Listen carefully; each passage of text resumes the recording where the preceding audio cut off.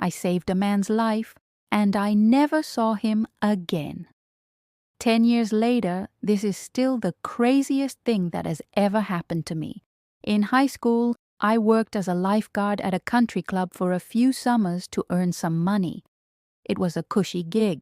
It was for country club members only, so a large part of the job was learning people's names and interacting with them, mostly just saying, "Good morning, Mr. Garrity," and listening to some generic mumbling about millennials.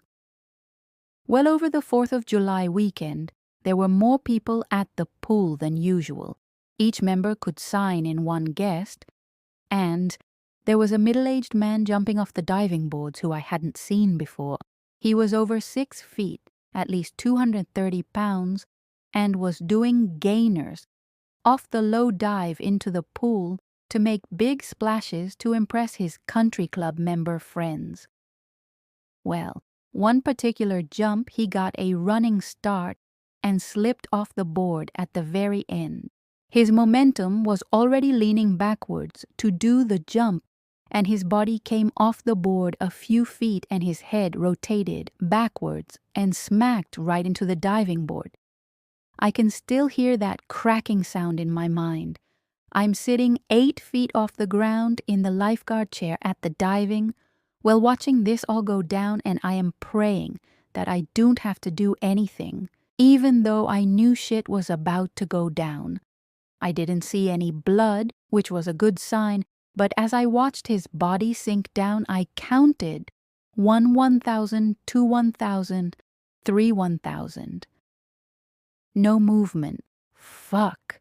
I blew 3 short tweets on the whistle, the cadence, to signal to the other guards that I would need the neck board, and jumped in with my buoy making as little of an impact as possible in the water. My lifeguard training took over as I dove down 8 to 9 feet to grab this dude. He was out, just making no movement whatsoever. Like I said, he was a big dude, but he wasn't as heavy in the water as I grabbed him and kicked us both up to the surface. I hoisted him onto the buoy and swam over to the edge, where by now the other guards had stuck the board down into the water. I lined up his limp body with the board as we all worked together to strap him into the board. The other guards pivoted the boards out of the water while I climbed out. I took a half-second look around to a half-dozen shocked faces, and it became clear to me that this was my show. Great. Still obeying my adrenaline-fueled rote memory of my training, I shouted for someone to call an ambulance as I made a decision. See, I thought he probably had a neck injury. The board he was strapped into is designed to not move his head, so he doesn't further injure his neck or back. But he wasn't visibly breathing, so I had to save his life at whatever cost it took. Or at least that's what my 16-year-old brain decided.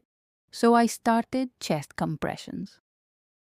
What they don't tell you about chest compressions is that you are breaking shit. You can feel bones and cartilage cracking under your palms. It feels horrible. I still haven't been able to shake that feeling. 1 round of 30, and then I did 2 breaths into his mouth. His head was already titled back a bit from being in the board, so I didn't have to move his neck. After 2 breaths, I went back to chest compressions, and after 5 or 6, a little water leaked out of his mouth. He coughed a few times, and the other guards picked up the board and whisked him away so fast I didn't even know what happened. I rolled over onto the concrete, a tinnitus like ringing in my head, my heart racing, just sitting there taking it in. I went into some trance as my teenage body struggled to deal with what just happened. Start to finish it probably only took about 6 minutes, but it felt like a lifetime of stress and nausea had built up in my body.